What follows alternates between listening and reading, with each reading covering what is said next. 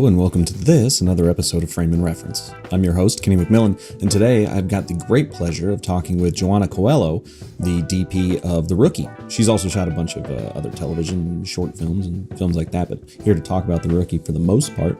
We also talk about her starting off as a physicist, going to AFI. We've had a lot of AFI members here recently. She's got some great tips. One that this will be some like clickbait intro. She hit me with one thing that she does with graduated ND filters that's so obvious, but I never thought of. So stay tuned for that. It felt pretty stupid, but it's a great idea. So you guys will probably either know that or hopefully it's helpful. But as I was editing it, I was like, oh yeah, that's where I got that tip. Anyway, we had a lot of fun on this one. We usually have fun on these conversations, but, a lot of laughs, a lot of knowledge shared, and just a lot of good times. So, as always, I'm going to keep this little intro, guys, short and let you get to it. So please enjoy my conversation with Johanna Coelho. So the way that we generally start all these is just by asking how you got your start as a creative, not necessarily how you got to being a cinematographer, but just, what were you always interested in the arts, or was it kind of something that came later?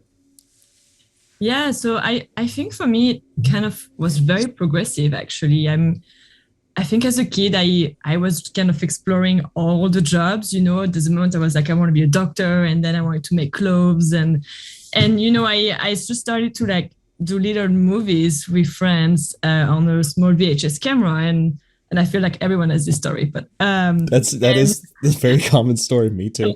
This is at least this generation, and then maybe the story is gonna change. But yeah.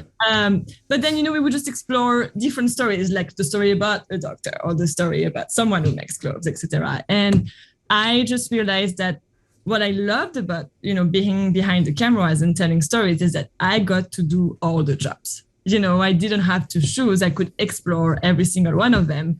And that's why I really got into cinematography. I think it's, I just love the opportunity that I would, get maybe to travel the world and see every different type of personality doing every different type of jobs. And that was the only career that could get me that. So, yeah. Really? Because that's, I feel like in a lot of ways, people... That's a very practical way to look at it, because I feel like a lot of people get into film because they want to sort of hide from the world. It's not a corporate job. It's not something that is traditional. You can kind of go into your little camp of people and make your movie, and it's much more. But I want to see the world. I suppose a lot of people do that, but that's a very outgoing. Have you always been that outgoing? I suppose you have. I think I'm as outgoing as I am shy too, so it's kind of funny, right? I love to be social and talk to people, and at the same time, I like to hide as well. So it's weird balance. Well, it's also like that kind of exploration is much more like learning based. I find I love, even on YouTube and stuff, I'm not watching vlogs, I'm watching how it's made, just anything educational I find really interesting. And so, finding people interesting is just finding education in others, Yeah, I think I'm just really curious, and I'm really curious about people in general and what's happening in their brain and how they think and why would they make that decision, and I really think that's what I like about it, visually, to transmit that visually and Sure. explore people. Yeah, I guess so. I know a lot of people who have that instinct immediately go, I'm going to go to college for psychology. And then they get there and they're like, this sucks. I'm not doing this anymore. I almost did that, but I didn't do it. Did you? I love psychology so much, but no, I went straight to cinematography actually after high school. Really? Yeah. It was a big deal for me because I actually was majoring in high school in science and physics specifically. But funny though, because you have electricity and optics, and when you think about it, it's definitely part of cinematography. But and I was a pretty good student, so everyone was hoping that I would go in an engineering school or maybe even business, but specifically more science in general. And so I guess that was a bit of a disappointment to not follow that track, but I'm glad I did. Yeah, well, that physics background has definitely got to help you now, because like, especially with digital cameras, but especially optics. Like nowadays, there's so much misinformation about lenses, and just like, because, different sensor sizes and stuff like that, there's like a bunch of woo-woo about lenses. And so it must be incredibly helpful to know, like, nope, that's exactly, this optical group does that, there, boom, done. I know it.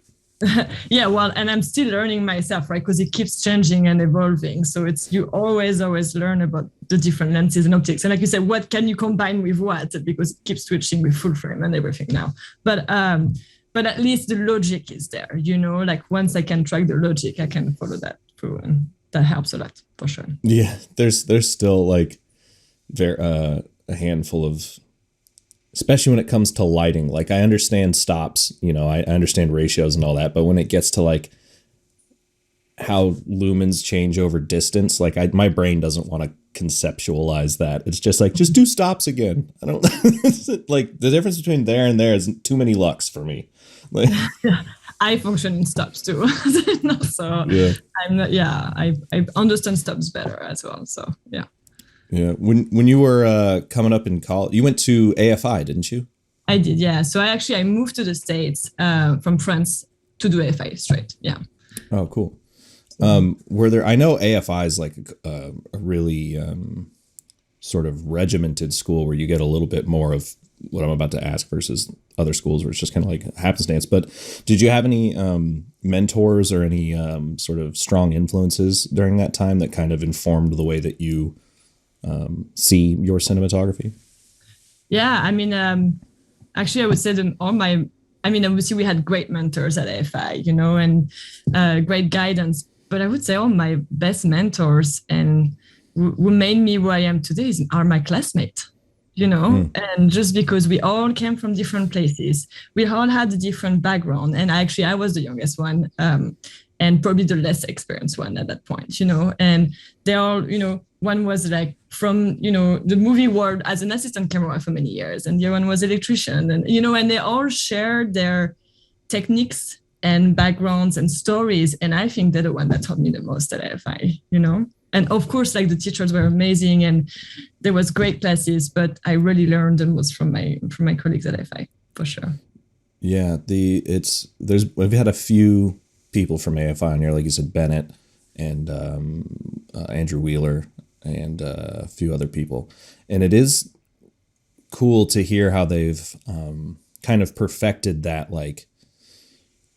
system, because something that we've said on this podcast a bunch is almost every DP has said, really the thing you get from film school, aside from the environment in which to fail and to make a lot of short films that are probably ass, but then you learn from them and get better, is that network that you build. And it really sounds like AFI has perfected the art of like instilling within the students, like to build that network. Yeah. Absolutely. I think also, I mean, we talked a lot about competition within even AFI, but I really think it's more the fact we know different things and, how much we share it with each other. So I think it's more that, the competition might come from the fact, there's different directors and you want to get this project or that project. But at the end of the day, you always crew for each other, during the school time. And I think you really support each other all along. So I think AFI was a great program for that, honestly. You're so hands-on, non-stop, especially the first year. And I think it's the best way you can really learn every single department on the cinematography and craft it, Yeah. Yeah. Did they start you on film or were you kind of into the digital? So we were doing a lot of our projects on digital, but we did have 2 projects on films. We did one on 16 millimeter and one on 35. So I feel like lucky that I think they still do it now. Maybe it's only 35 and they stopped doing 16. I don't remember what it is, but I feel lucky we got 2 projects on films. And I did my 35 so early, when it was supposed to happen. I was one of the first one to do it, that I begged to do a second one. So I ended up doing a second 35 right after I did. So, Well, especially if you were doing it during the like early digital era, like the difference between mini DV and film was night and day. You know, now digital and film look pretty close, but did you find that it was more the look and kind of romance of film that really excited you, or was it more the process, you know, the because I think that cadence, that sort of stop, reload, pause per take, you know, that you know, the sort of electricity that kind of happens when everyone knows that there's money flying through the gate, that can be very alluring as well. I think it's a combination for me, you know. I mean, I do love the look of film, obviously, and the texture, and you know, it's hard to explain, but just so much more cinematic for me, you know, the way the person gets separated from the background and all of that. And I know it's a lens combinations for that, but the texture really does that for me. But I also love the process of it. I mean, I played so much with filters, color filters, etc., to play on film and color balance, and you know, and you can't see really the result until you see the print, you know. And this excitement for me, it's something I still find with still photography, you know, on film. Sure. Like the excitement when you get to see it, because you couldn't see it on the moment, and you know you're experimenting a little bit. Especially for me, I love colors. I really was going heavy on filters and all that. And seeing that the result came out as you expected or not, and what happened, right, is so exciting for me. I love that process. And the song. Yeah, that's oh man, that's a sound. The sound of the film, because I shot a few shorts on 16 millimeter, and the sound of the film popping out of the reel in the middle of a take is the worst feeling. That ting. Oh no! Do I say anything? I'm really fascinated about filters, because I feel like filtration is kind of something that's died out. Most people are going to do all of their color stuff in post, and filtration has been left to either, you know, obviously NDs or diffusion. What was exciting you about filtration, and do you see a place for it in digital cinematography? I still use filters heavily in digital cinematography, but it depends on the projects. Because, for example, on The Rookie that I just wrapped, it's a show, you know, where they don't want to be too much baked in camera if they have anything to change in post, right? So they would rather you do a lot with a DIT and that they can take off if they need to, than putting filters in your camera. So the only filtration we really used on The Rookie, for example, was just diffusion. So we use Blackmagic, Hollywood Blackmagic on this, actually. But in other projects where, you know, I know there's not a lot of post, and actually it's good to bake more the look in camera, which I love personally. So, you know what you're aiming for, you're doing it, and, you know, that's how it's coming out. I love color filters. I've been using a lot. Antique Suede has been one I use a lot. Cyan. I've been using the chocolate filters a little bit, and tobacco sometimes when you want to push it a bit more as well in the orange. But I haven't used too much like flaring filters or anything like that. You know, I would play more with lenses for that, but there's some filters like this too. And another go-to, actually, I still use a lot is ND Grads. And it's not only about, I love those, because it's not only about the sky. It's like sometimes, you know, you just can't flag this like white floor, and you just put the ND Grad upside down and you just do your cut where you want. And I love those. For me, they work great, you know. That's actually... I don't know why that's a mind-blowing thing. I've only thought of ND Grads as sky management. Of course you can use it on the floor. I cheat that a lot, actually. I think I mostly use them for where I can flag it. I can shape the light, so I just use my ND Grads. That's so smart. That's why I love this podcast. But it has to be a shot that's luck. That's the only thing, right? That's the problem. Because otherwise you get this like evil force flying up. What are you getting with the because I for some reason my brain accepts like antique suede, tobacco and stuff like that, but for a cyan color filter, how are you using that? I use it a lot for, you know, so the way you would want a scene to look warmer with antique suede, or, you know, a bit more vintage, while with Cyan, for me, it gives more this thriller look, you know, where it's a colder scene, and even the skin tone, you know, lose a little bit of the red on it, and it works really nicely with tungsten light too, because the yellow becomes a little bit more this yellow greenish, you know what I mean? Like the dirty yellow. So it's literally just a base. Like I really see the color filters as a base color you apply on everything, and it affects every single colors in your frame, you know? So this is where you have to choose the thickness of it, you know? I often just use the number 1 because it's already pretty thick, but I have used number 2 where you like double it already, right? And it's, you know, just have to make sure that everyone is on the same page, that it's okay to do it, because it is definitely baked in, you know. But the colorist is like, what the hell's going on? Pull out the Cyan on this one. But yeah, no. But again, there's so many projects that go so fast in post that they don't have time to do proper colors, or, you know, or that if you give them too much control, then they completely change the whole like goal that you had with the look for the show or anything like that. And again, it's a communication in pre-production. Can we do that in camera, right?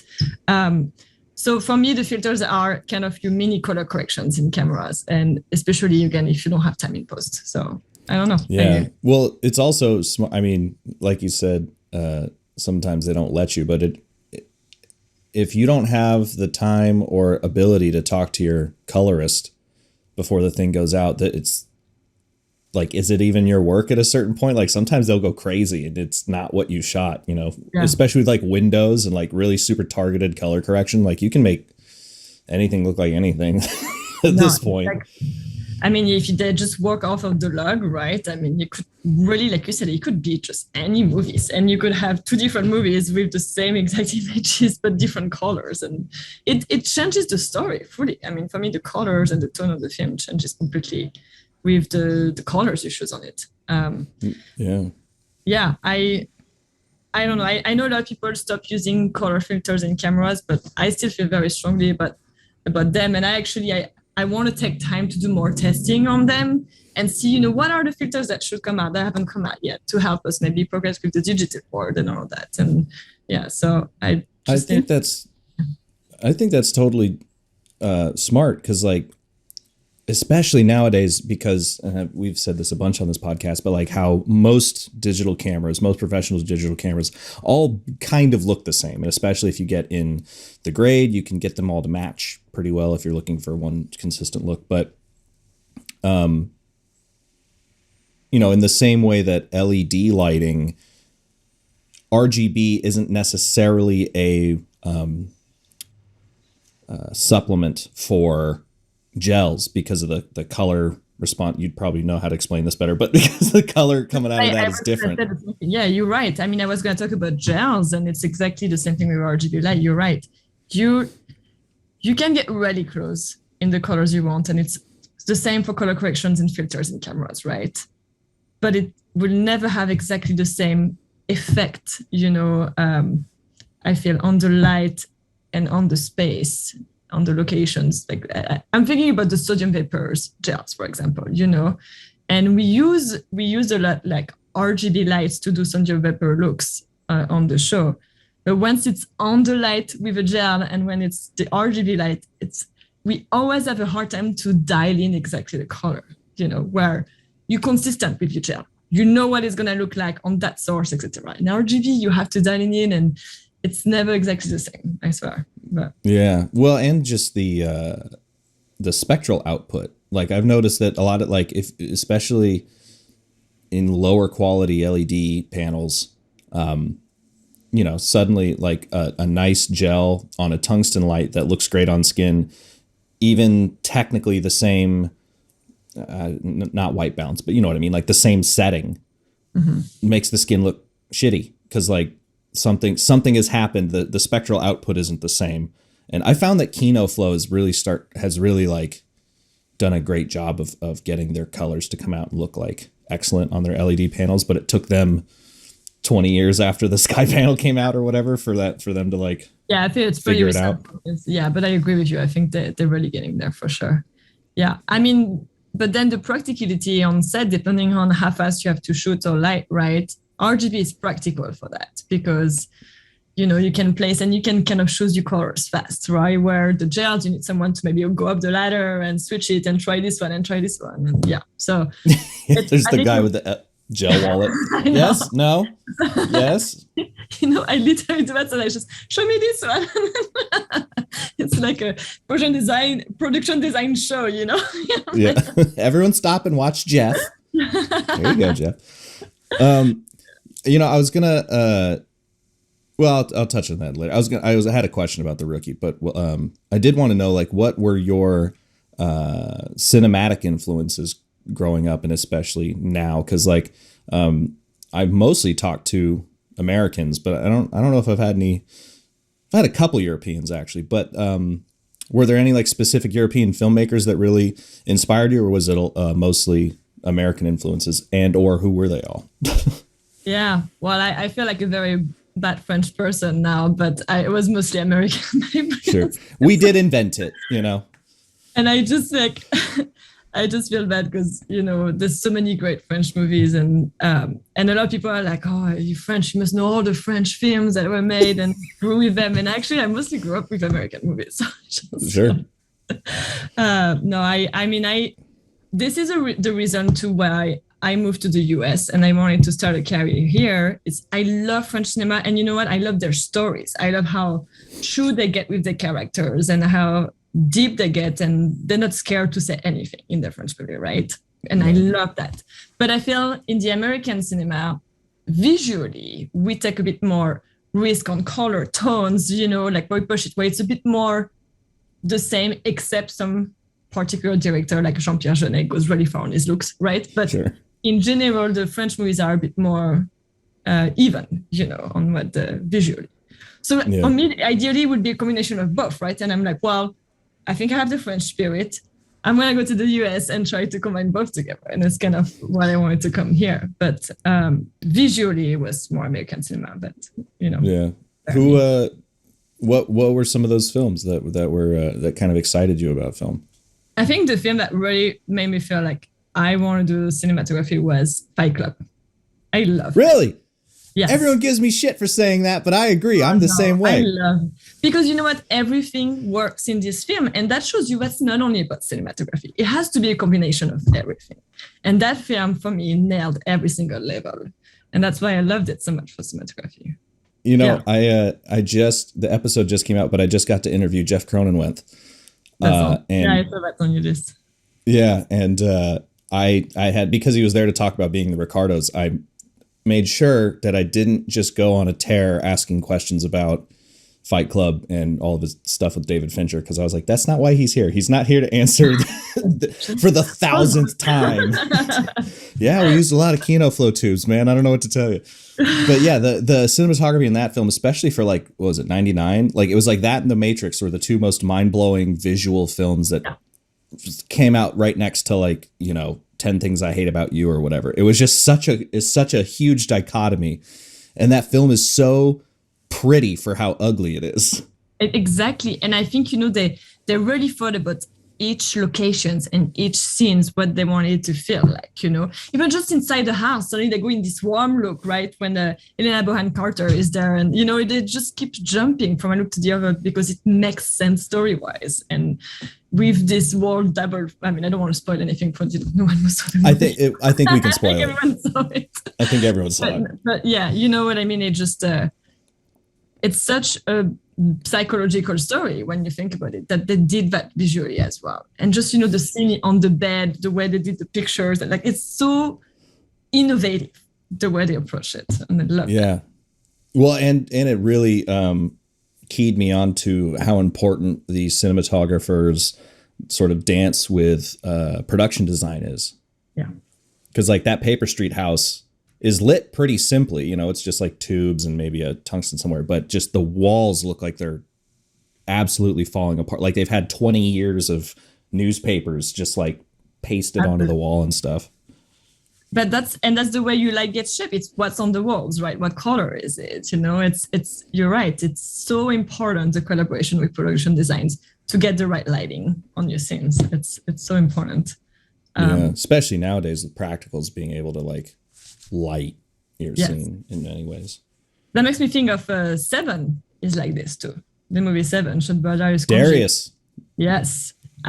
One of my favorite cinematographers. And, he actually came to Paris a few years ago to talk about Seven. He had a screening, and then he was explaining how he experimented with chemicals to develop his film and get these looks. And I just love the risks he took on this film, and you need a risk to like get somewhere else, visually, I think. And I love this kind of DPs that I'm sure the testing and all of that, but you know what I mean, that are not scared and are pushing the craft where they think it should go. And inspired by this kind of people. Yeah. What was he talking about? Just like the ENR process, or what was he doing? It was years ago, and honestly, I wish I remember this. The excitement stayed with you. I was at the beginning of, I'm gonna go to the US. I didn't record it as much as I should have.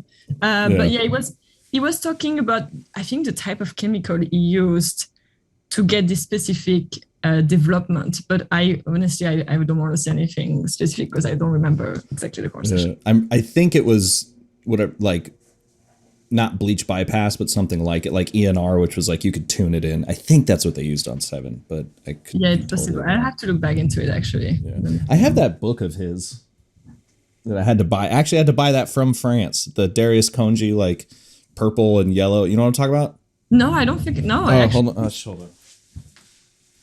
I got a whole. This book.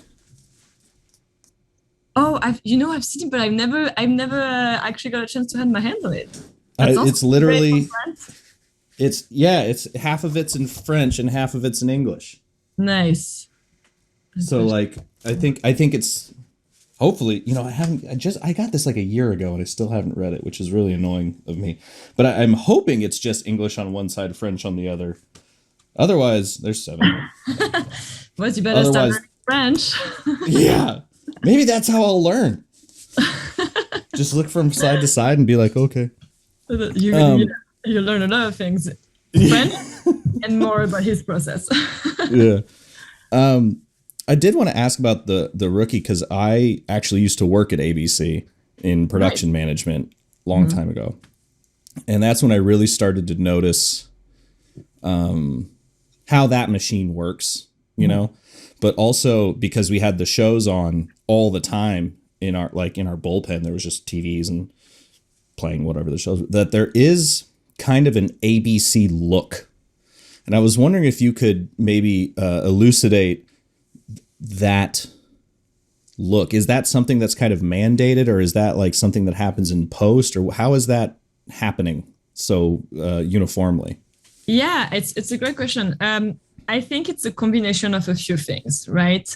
So, when me and Kyle, the other DP of the Rookie for this season 4, when we came in, we were like, okay, we want to try to make it a little more cinematic and, change a little bit the look, but, you stay in a range where it's still the same show because it's season 4. You have to be careful that it's still consistent.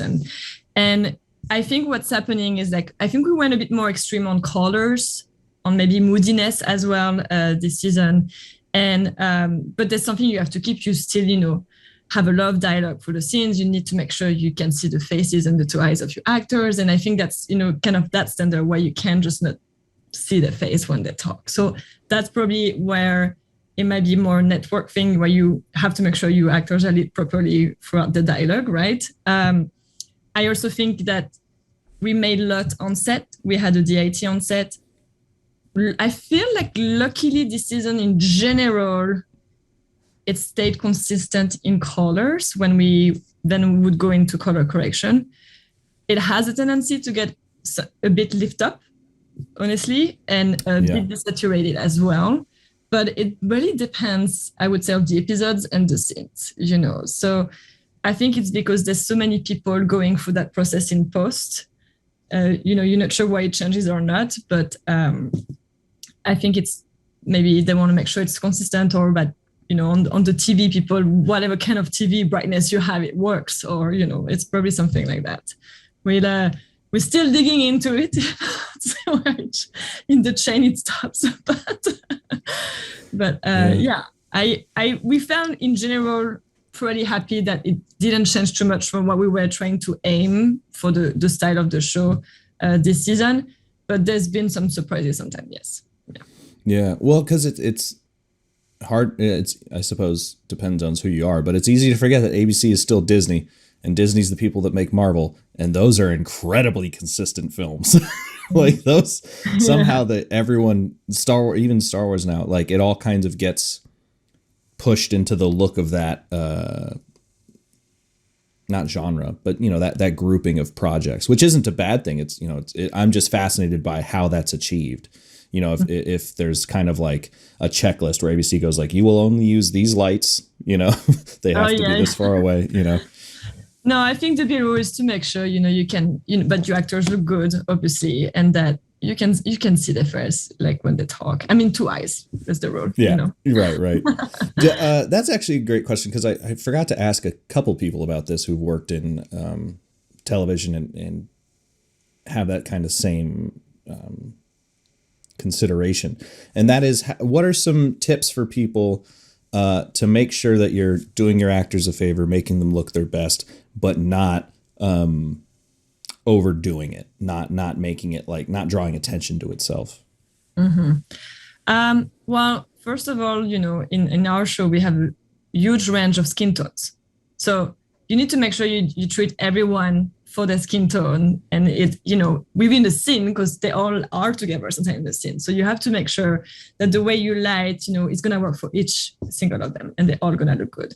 We use a lot of, so we use diffusions in camera, but we also use light grid a lot. And sometimes it's opal in front of the lights to make sure they look better. Sometimes we do like heavy bond, like a more light box where we like double diffuse the light more. So because the scene, it depends on how the background is lit too, right? So if the scene is like really soft light and a bit more low, then you want to make sure that the way the light hits the face is in like concordance with the way the room looks, right? So that's how we choose how we're going to light the face, but we always diffuse our lights. And on darker skin tones, you don't want to just have a huge source on them. It's really about how they reflect, and that's how you want to light them. So, and then you have different range, on darker skin tones. So you have to make sure how everyone reacts to lighting. And we've been using actually a light grid, gray light grid. So it's gray on it. So it's cool. It's cooling down a little bit the skin tone, and it's really nice on darker skin tones. So we've been using that on the show as well. Interesting. Yeah. I didn't even know they made a gray grid. I knew they made gray like overheads. Fine, but yeah, that's easy to find, but they do make them. Yeah. And so this is something that has been mentioned here before, but talking about the reflectivity of darker skin tones, are you then using the sort of same, 8x8, whatever it may be, but then lowering the output so that it's more of a sort of reflective surface, or is it something, are you using more bounce in that case, or how are you managing that? Yeah, again, it depends of the environment, but yes, in general, they don't need as much. It really depends of what's around them. Sure. Definitely like heavier diffusion in general. The source we're using more or less the same, but colors, we could change it a little bit too, depending of the color of the skin tone, and yeah, sometimes we just bounce if it's outside, or sometimes the reverse, like, if it's a really, really dark space, then they might need a little more because there's no bouncing light whatsoever in the room. And outside, for example, we use a lot of polarizers. So that's really great on darker skin tones because you can choose the way it reflects, and we use that a lot outside as well. So, yeah. Right. And the makeup crew has to be good at their job too. I've seen some horror shows for people who didn't know how to deal with certain skin tones. Yeah, no, absolutely. We always talk with the makeup artists when we feel then that there's an adjustment to be made, or sometimes if it's too reflective, or even for like lighter skin tones, right? And there's this new tendency of highlights, glowing highlights that sometimes gets too much, and we don't know lighting wise how to take it down because it doesn't, I think, do the effects in cameras that they want it to do. So we communicate and we try to take it down a bit if we need to. And yeah. What is, television is a pretty fast-paced medium. Is there anything that you've sort of learned working on that show that has helped you become a more efficient cinematographer? Like things that have kind of sped up your workflow without, making unnecessary compromises? Yeah, well, so we use free cameras nonstop every day on this show. That'll help. That's definitely, yeah. So you have to learn really fast how you're gonna use your free cameras in an efficient way that you don't lose time trying to place them, but they actually gain time for all the scenes you have to shoot. So you just find a system. Like I think, every DP can find their own system. I found a system that works for me, that you always place a camera in general, it would be a bit of your wider shot. And then I would often put B camera, on something not too off axis of A, but on a longer lens, for example, right? And then C camera would be more like maybe a 3/4 or profile shot that can still work lighting wise as much as we can, on that thing. And then, on the next setup, then we get closer, and then C cam does a more raking shot this time. And, so you just find a system that works depending on how many characters you have in the scene. And, then you know how to light with that setup as well. And yeah, you kind of go from there, and then it's kind of a habit, you know exactly where you should place your camera, how fast you can light it. And sometimes we've been cross shooting as well. It really depends on the situation. But if you have only 2 characters, this is where I'm like, okay, this could be a cross shooting situation. When you have more than 2, it gets really tricky, because Sure. the way you can place, you start catching each other's camera, trying to be more on angle. And so, yeah. There's always a camera that gets a little more compromised lighting wise, unfortunately, with free cameras. And this is where you have to find in the balance of how much off axis you can get or not. But yeah, we make it work, and I think we always make sure that it looks decent and good, and yeah. There's I've yet to shoot multicam, but I've always been fascinated by the idea of split comps.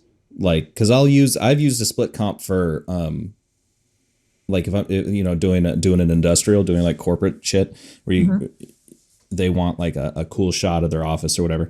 I'll just get the microphone here. And then and then right before we cut, I'll just move it away and then cut out the blank space and just paste it over where and you can do that with anything. Like when I realized you could do that with anything, it's a game changer. Like can't see cameras too close in, whatever, as long as no one's covering it, just cut it out, put it. But I never get to do that. It's hard for the sound department. I mean, we have talks all the time with sound, and they come to us and they're like, can we do another take where you stand on the A shot because it's too wide and we can get it for B and C, and so we do, okay, so let's do another pass, we'll stand on A cam, and so they can get in the shot. But yeah, it's hard on them, the free camera setup, for sure, and we're trying to help them as much as we can, but we also have, it's a collaboration where everyone has to compromise a little bit and we can do what we all need to do, Yeah. I remember being on a shoot and the sound guy came up and he was like, he looked a little perturbed and he goes like, I can't get the microphone in anywhere. And the DP was like, see that slit? And there was like this space between these like 2 lights. And he goes, that's for you. And I remember the sound guy going like, oh, and he like ran over and stuck his thing and he's like, this is great. And I was like, hell yeah, that was a lesson. Yeah, no, it's definitely we are sharing space with free cameras, that's for sure. Yeah. During COVID time too. Oh geez, yeah. Nightmare. How did that affect you guys? I mean, obviously we have the studio protocol of, we've been testing 3 times a week, and mask on N94 or N95. Sorry, NK, I forgot what it was called now. KF94. Yeah. I like those ones better. They fit my face nicer. Yeah. I mean, a bit less fogging in the glasses too. But no, it affects us in the way we shot in the desert recently, and it was really hot. And when it's really hot, it's really harder to breathe, and everyone sweats more, and it's I think it makes everyone a bit more grumpy. But yeah, at the same time, we had a really windy day where all the dust was coming in our face, and everyone was very happy to wear their mask. So, you have pros and cons. I think this year was probably not as bad as for them on season 3 where they had to wear the shield at the same time as the mask. That must have been something different, But yeah, it just, it's you can't just eat and drink water on set anymore. So you have to find time to step out. They're like tracking you with the tile to see if someone tests positive. Then they call you and say you were close to that person for more than 15 minutes yesterday. So we need to double test you today. Wait, they have like tile, like this find your cell phone tile? Like small tiles that have a little tracker in it, and so you wear your badge, and so they can, with your number, they can track what tile was close to what tile, how long, what day, etc. So if someone tests positive, they can track who was close to that person. That's cool, but terrifying in any other context. I know, and I forgot to give back the tile at the end of the day. So many times it got with me home. Don't follow me. Just let everyone keep it. Put it on their keychain or something. Why you got to give it back? No, but it was a world system.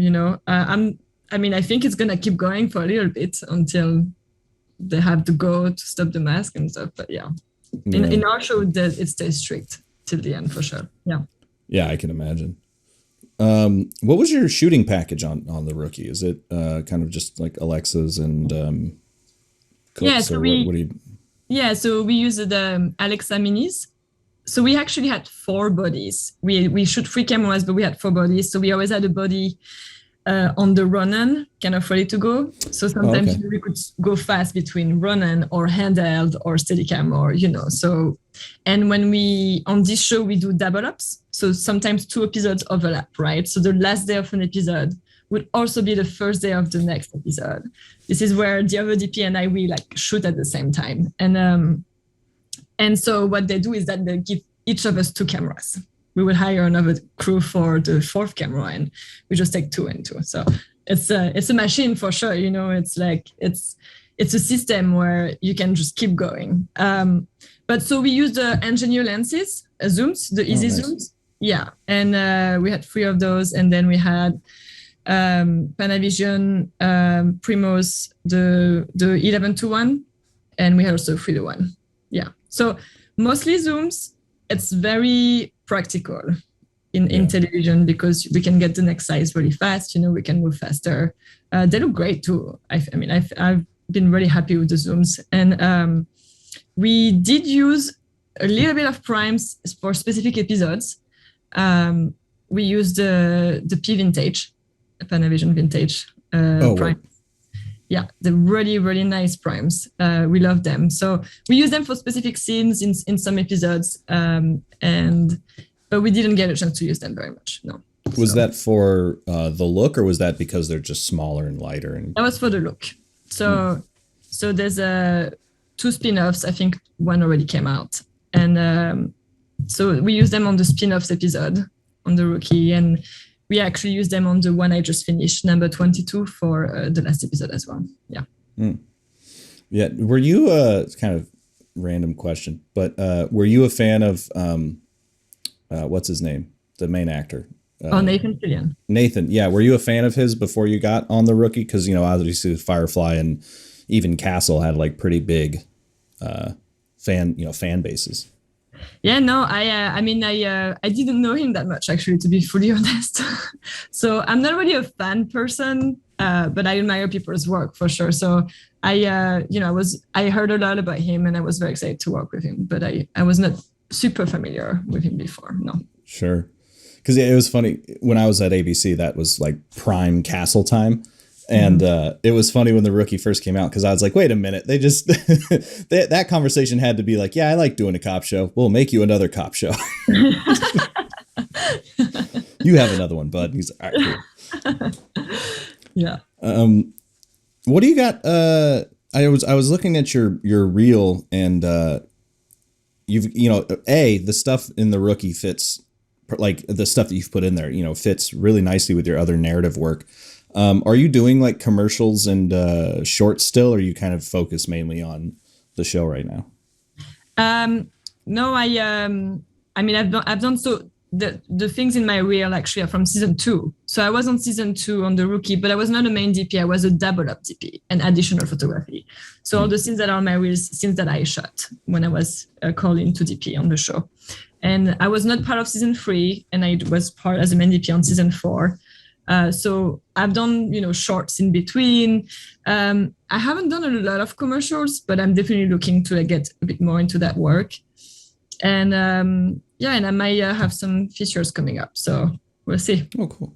Yeah. Yeah, because the something that's kind of been mentioned a lot. I spent a lot of time getting my reel like dialed in to where it looked really cool. And then I started doing these podcasts, and a bunch of TPs were like, no one cares about your reel. It's just your last project. And I was like, oh, come on. So now I was kind of asked to take it down, so I just haven't had time to take care of my website lately. Oh. I was advised to actually take out the reel of the website. So I don't know if that. What do you think? It's so interesting. I mean, it's a great looking reel. But I guess just no one. I'm just wondering what the utility is now, because like cinematographers are probably the only people that are real. Like a directing reel doesn't make any sense. Yeah, like an editing reel is confusing to me. Like, how do you show that? Yeah, because you cinematographer. Yeah, but we have. So I don't know. I find reels fun. I guess I'm just bummed that like to hear that like everyone thinks they're, passe now, or whatever. Yeah, maybe I think I might keep it and just put it not on the front page, but probably more in the about thing or something, But I always function with my reel, but I guess it's not part of this world anymore. No, people said you don't need a reel. So. Yeah. Do you are you like represent? Do you have like an agent or whatever? Yes, I'm with Innovative Artists. Gotcha. So how was that transition from going to, I assume, freelance to being represented? Was that like a big change? Has that helped you in really appreciable ways, or is it more of a convenience? I just switched to Innovative Artists recently, actually, a few months ago. So they've been amazing so far, and we've had great talks and about, the goals. And I feel like it's an agency that's definitely going to help me pursue my dreams, which is, I think, why you want to go in an agency, that they help you grow, like to go where you want to go. I had a previous agency before them that it didn't go so well. So the previous experience was not great. Gotcha. So it really depends on few agents. I would say that's what it's about. It's about how much are they actually going to care about you and really want to help you. And that's what makes a difference about agency. Like if it's just to have an agent, it doesn't make any sense. It's about what is it, how is it going to help you for your career and your future, So, right. Yeah. So are they taking, the only reason I'm asking is because it's something that like comes up a lot, is like, does that, everyone wants to know how they're going to get the next job, So the agent always seems like, well, do I bother trying to find one? Like at what point does that seem in your career? Is there like a point where you go like, all right, I've done enough work that this makes sense? Or is there like a skill level that you feel you hit and then you're like, oh, it's time? Or is it more just like you get a job that's big enough that you're like, all right, I'm now playing in this realm? Yeah, I think when you turn union, and the level of union jobs money-wise too, and the way the budgets are handled, you kind of have to go for an agency because they're the ones that hear about the jobs and that really you can be pitched with. So they know everything about that world and the TV shows and even the bigger union features. And so if you want to get into that range, then it's better to have an agency because they're the one who are going to pitch you for that. Right. And obviously negotiate for you as well. This is something you should not do yourself. So yeah. Yeah. This is here. So yeah. Yeah. What are some things that kind of excite you about where cinematography is heading? Because it feels like every day there's a new announcement about some gear, new, someone pushing the boundaries, like everything everywhere all at once. I don't know if you've seen that yet, but that seems like a very... Not yet, but it's definitely on my list. I want to see it, yeah. It's like, I've described it as the antidote to monotony.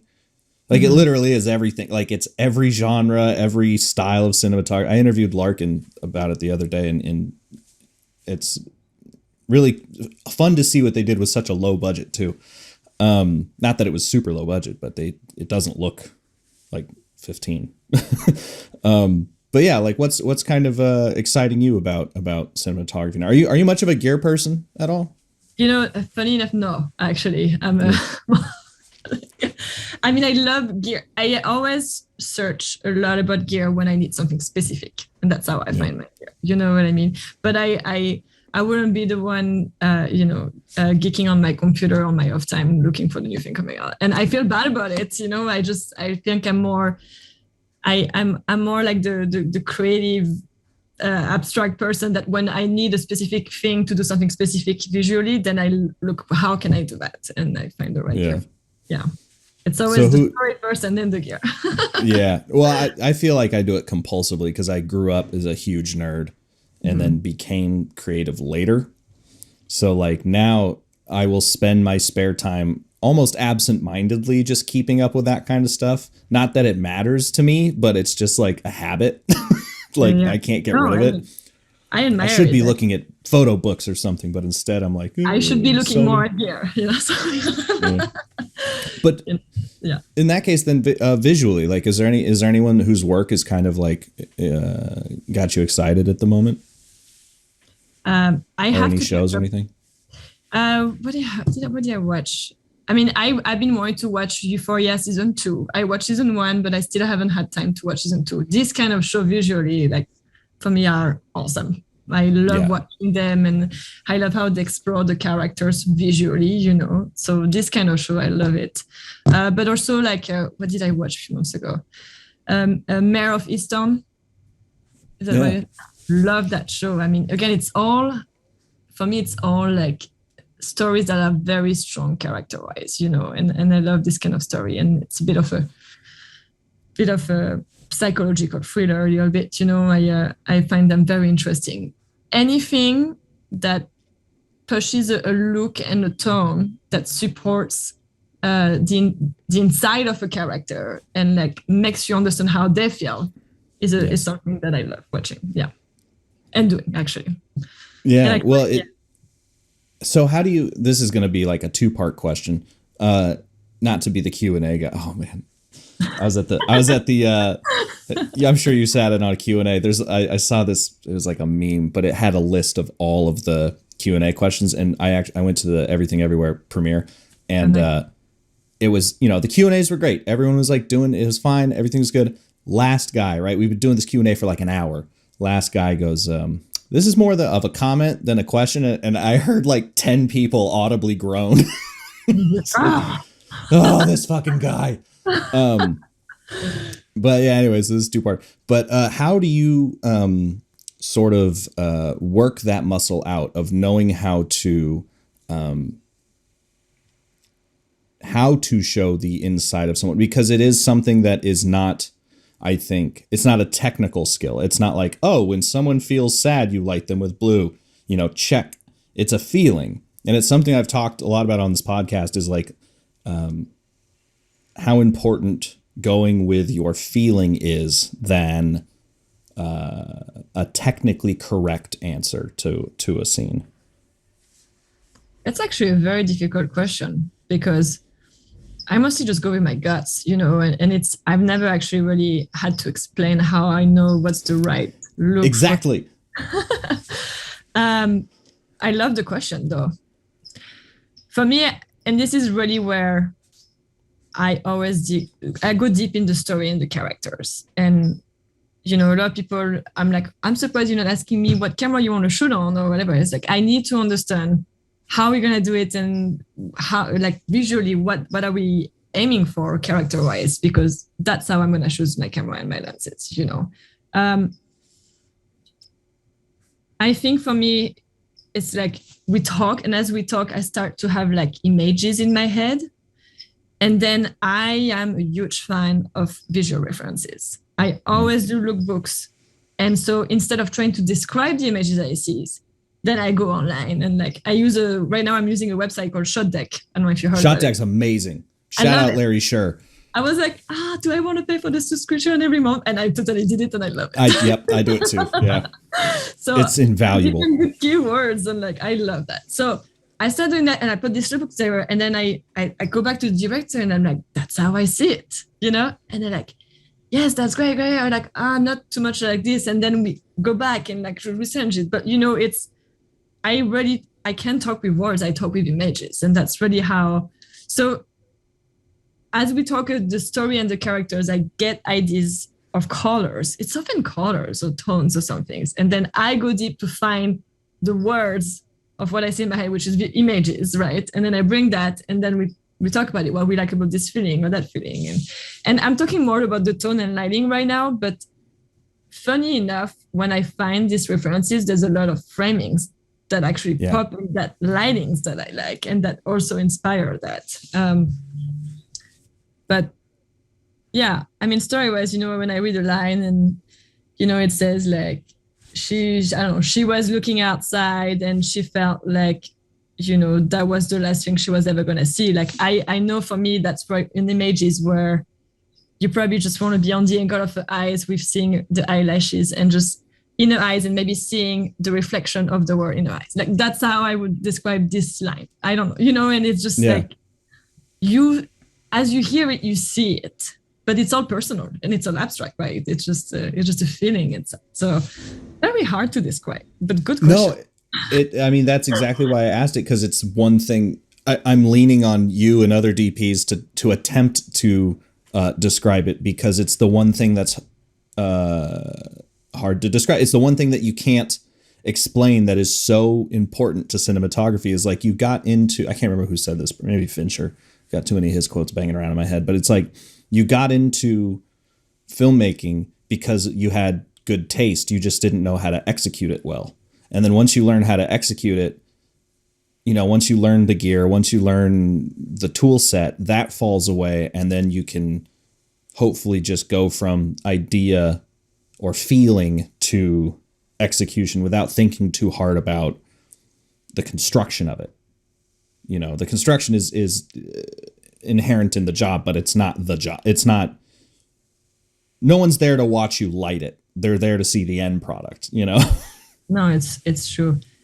Yeah, we know, and this is where the biggest thing I learned as a DP, as I was growing, and that happened at AFI actually. I didn't come in with a lot of confidence. And I let people tell me what to do instead of doing what I was feeling was right. And this is where I made my worst films. Yes. Not your worst films, I'm agreeing with you, but I was there. They were your worst. And, you know, my first cycle AFI was the worst thing I ever shot, probably. And I got completely destroyed by my teachers. And I'm glad they did it, because it was a wake-up. It was like, stop doing what people tell you to do. Just do what you know is probably right for your department. You know what I mean? Always in collaboration, of course. But that changed a lot for me. Trust. I always tell myself, trust your eyes or trust your guts, you know. And sometimes you can win these battles because if the director wants something very specific and you don't, they have the last word, you know. This is, you know, the director. But it's worth it to show them. Sometimes like, can I just show you? And I just move the camera and because like, are you sure you don't think that's right?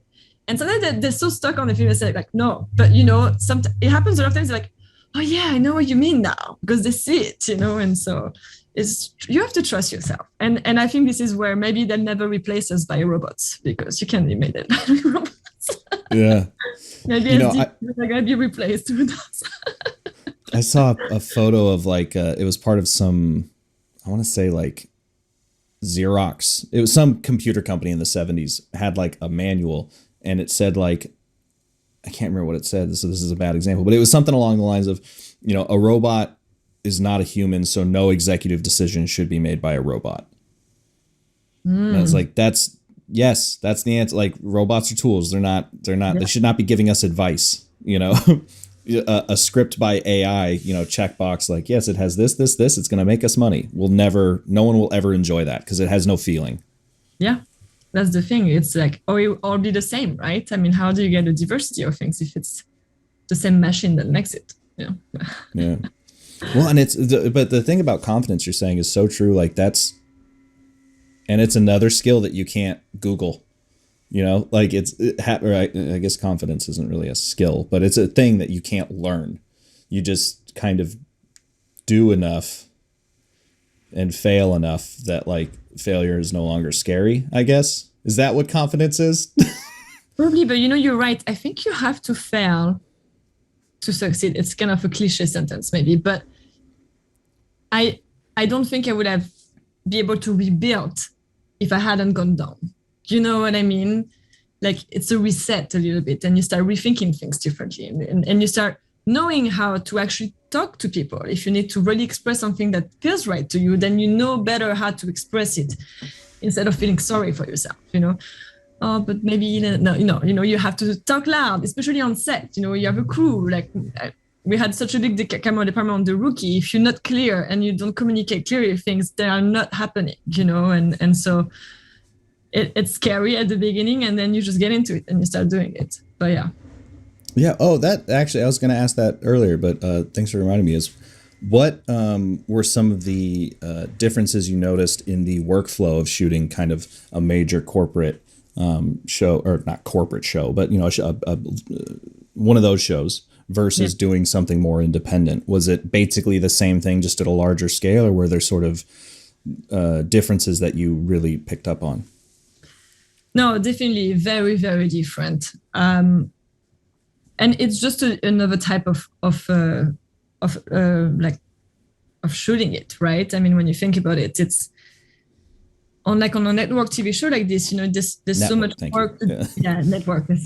There's so much work to do in a small amount of time. So our episodes, they're 42 minutes, but the scripts are about 55, 60 pages, and we shoot that in 9 days. So cool. it goes fast, and we're not, you know, we're on locations, we know we have night exteriors, we have company moves during the day, so that takes time. So like we're not in one place per day, like so you have to make your days, and you can make days that are too long, otherwise everyone's exhausted and it gets too expensive. And so you have to shoot the best you can the story within the time you have. And that's the approach, where I feel, so it's about efficiency, but quality and efficiency, right? Where, I mean, it's the same on something indie, but I feel you have a bit more control on, on the setups, because you don't need as much coverage, probably, right? This is also a thing that changes a lot on the network TV show. You have more characters, you need more coverage. Where in any film where there's less characters, you probably can choose more each shot and its setup, but you also have often only one camera and not three, right? So it's you closer to your images on an indie thing for me than on a network TV show. I feel like when you're DP on a network TV show, you need to be a strong, like you have your ideas visually and you're a strong manager. But you're your own manager on an indie project. Yes. And it does make a huge difference, because it takes a lot out of you to manage so much on a big set like this, right? Where sometimes I feel dysenergic when I just have to put it with myself on the one camera. I think it's different. I can put it in something else, you know. So yeah. But they're both like great formats, you know. It's just very different. And you're getting something different when you do one or the other. Yeah. Yeah, that management skill is definitely something that I know. Even just going from like small indie to larger indie, or even like small indie to really anytime you add crew, you need to be an exponentially better manager. Yeah. And that's definitely a soft skill that they didn't teach us that in film school. I was just gonna say that don't teach you that at AFI.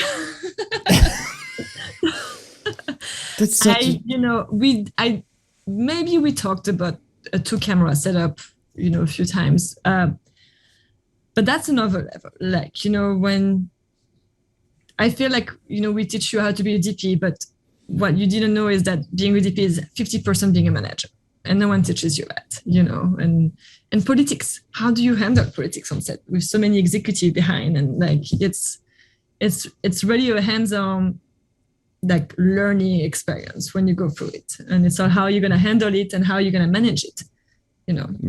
Stress level, I mean, it's a lot of responsibility to get each day done, because you don't have a second to breathe, honestly. Like rarely go to coffee. Probably never. I like when they have the people that just bring you snacks. They just come around and go, here, you have this. You're like, hell yeah. But that's the problem with COVID, right? Doesn't happen. Oh yeah, now that fuck ruined everything. I actually found there's a book called Extreme Ownership, which was written by this Navy SEAL named Jocko Willink. So really American man book. but he led SEAL teams, and he now does like business consulting for leadership. And I found that book was actually really helpful in dealing with not only crews, but like you're saying, like corporate types, and like talking with and understanding how to make that conversation pipeline cohesive and make sure everyone feels heard, but also like getting stuff done. I found that was a very valuable book. I actually wanted to ask you before we kind of wrap it up. You had mentioned night exteriors. I'm actually shooting a spec ad later in a week or two.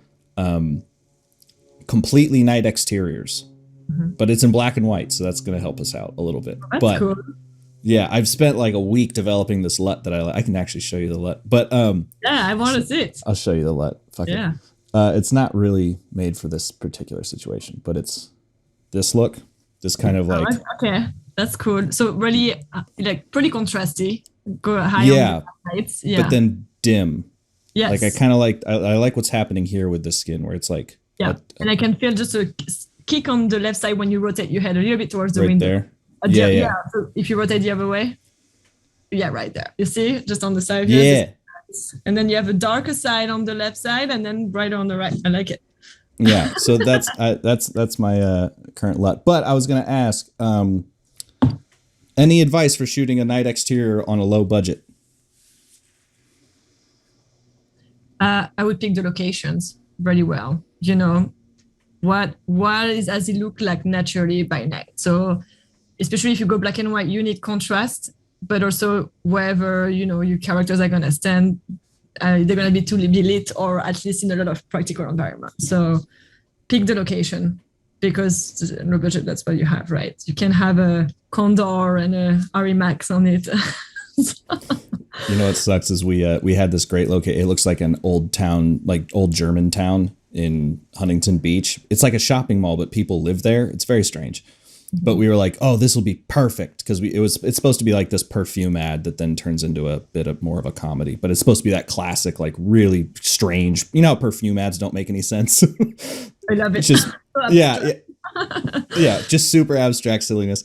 And so we were gonna do that, and then the HOA voted against us filming there. And we were like, we're only going to be there for like 3 hours. Also, why is the HOA involved? And it's because people live there. It's the strangest thing. Oh, man. But yeah. But I will also like check what the actors is going to wear or actress is going to wear. Because in black and white, I was thinking about black and white, you know, and what skin tones they have. So like if the darker skin tone, have them wearing something lighter, right? And vice versa. And what if it's against the wall, what color of the wall is? It's going to be a white wall, a black wall, and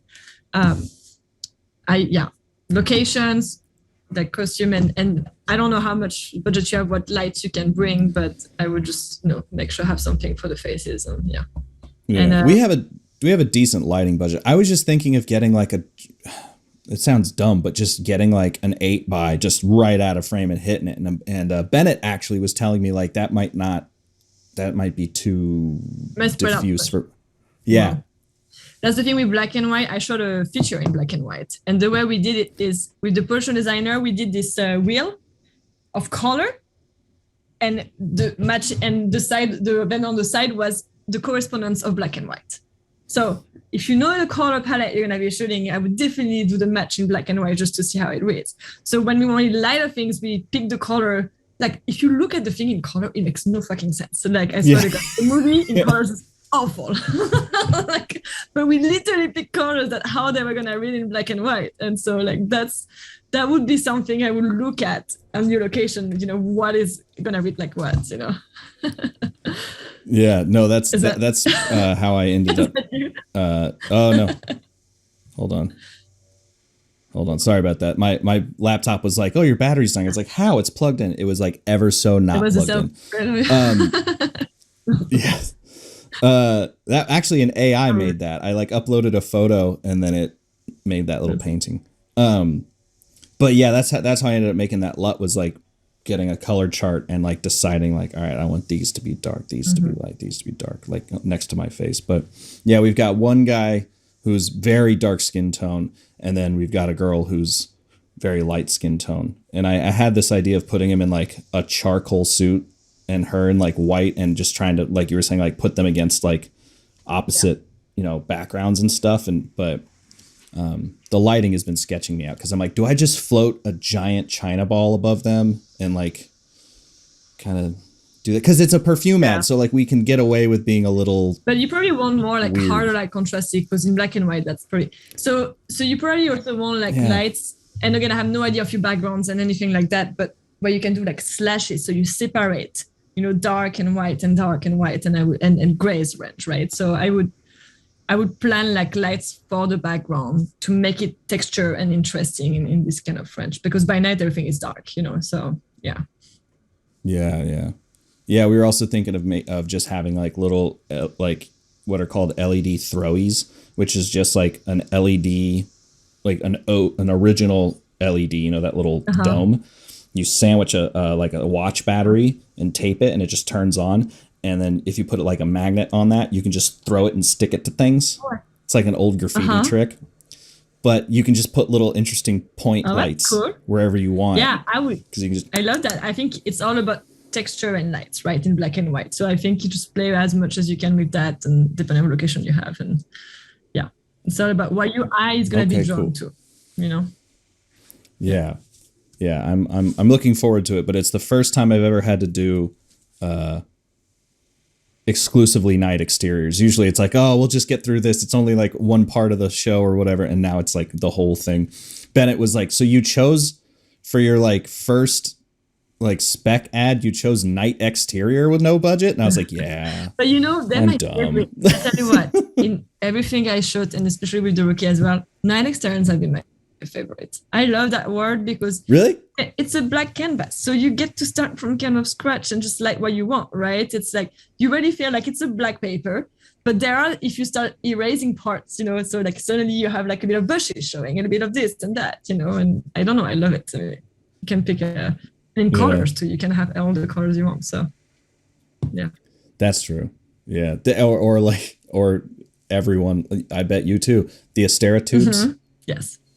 Everyone uses these Astera tubes. You just put them places. You're like, those are our practice. I feel like there's more fluorescent, quote unquote, fluorescent fixtures in movies and TV shows now, because everyone wants to use the Astera tubes. So like, how do we sell that? Oh, I guess this entire house is lit by 4-bank fluorescent. They are practical, that's for sure. Yeah, but yeah, they're so expensive. So we had to keep them limited on our production. Yeah, that's like what, like $8,000 for a case. It's pretty expensive. Yeah, I forgot how much it is, but yeah, I stay out of this. Well, I got to let you go here, but I like ending the podcast with the same 2 questions, although it's harder with a TV show. Normally, the first question is, if you were to have a double feature, what would the second film be? But we're kind of talking more about a TV show. But let's say like if the Rookie, your favorite episode of the Rookie had to have a counterpoint, how would you program that double feature? What do you mean by counterpoint? Sorry, I'm not sure. Just like what, because there's 2 ways to think about it, right? Like either something that's complementary to the Rookie, or something that maybe puts you in a different mindset in a way that you find interesting. There's no like wrong answer. Something here. Completely different from the Rookie, you mean? What it is? Yeah. Oh, okay. Yeah. Probably be a very dark horror TV show. Just The Exorcist opening for the Rookie. That was Cronenweth's answer. He goes Alien versus Predator right before Being the Ricardos.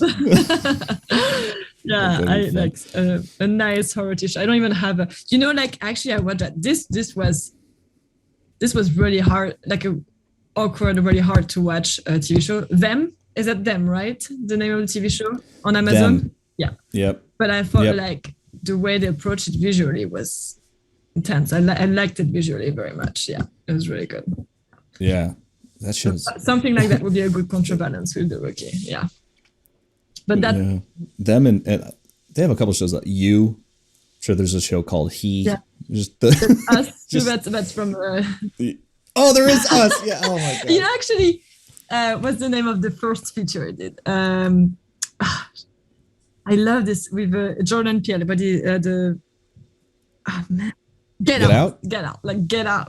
It's not a TV show, but you know, like I would love it. Yeah. Like have you seen the trailer for his new movie? I haven't, I think. What is it? It's just called Nope.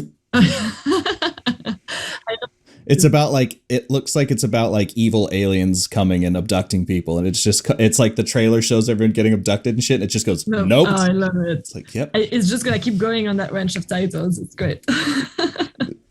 Yeah. Second question.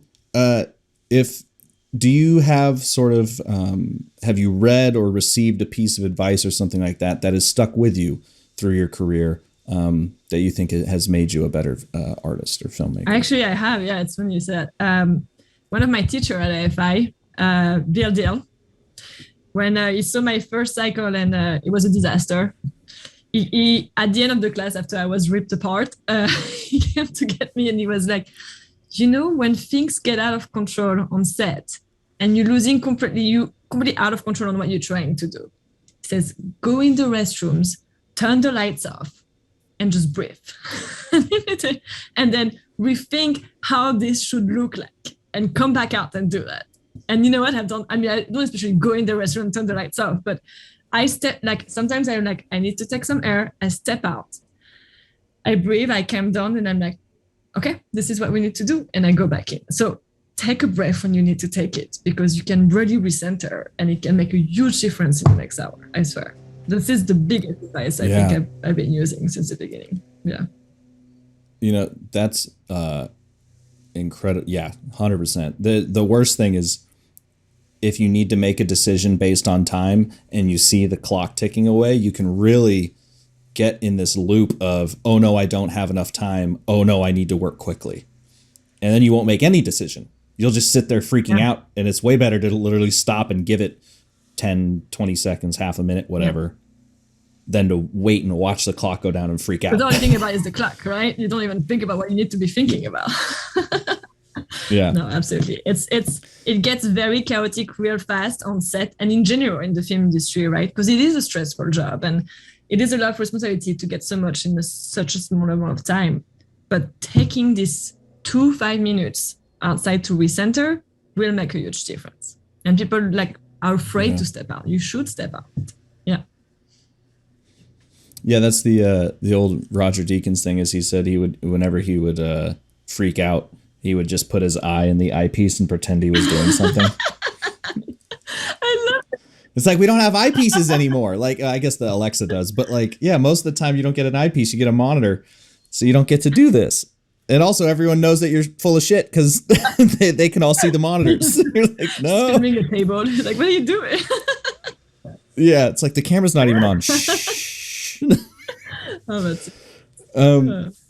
Yeah. Well, thank you so much for spending the time with me. I had a lot of fun, and that was a really great conversation. Thank you so much, Kenny. I really appreciate it. It was great. Frame and Reference is an Owlbot production. It's produced and edited by me, Kenny McMillan, and distributed by ProVideo Coalition. Our theme song is written and performed by Mark Pelly, and the F&R Matbox logo was designed by Nate Truax of Truax Branding Company. You can read or watch the podcast you've just heard by going to provideocoalition.com or youtube.com/owlbot, respectively. And as always, thanks for listening.